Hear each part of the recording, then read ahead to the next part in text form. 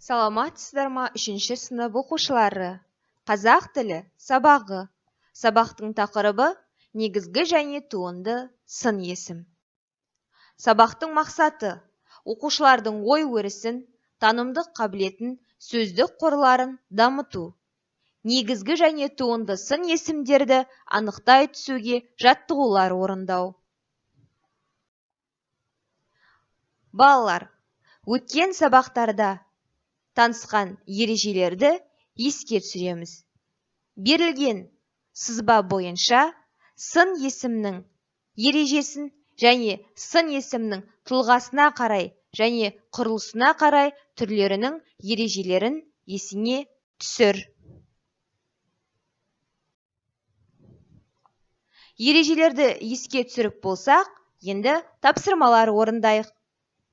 Берілген сөздерді сипаттап кестелерге орналастырамыз. Мысалға, заттың атауы алма. Алманың түсі қызыл, дәмі тәтті, пішіні домалақ, көлемі кішкентай. Осы үлгіні назарларыңызға ала отырып, қалған сөздерді сипаттап кестеге орналастырыңыздар. Келесі тапсырма шығармашылық үзіліс. Бұл жерде сіздерге буындар берілген. Осы буындарды сызбаға сай дұрыс орналастырсақ, мақалды тауып жазуға болады. Келесі тапсырма ойлан тап деп аталады. Балалар, берілген мәтінді мұқият тыңдаймыз. Кішкентай Дархан көрген нәрсесін айтып жеткізе алмай тұр.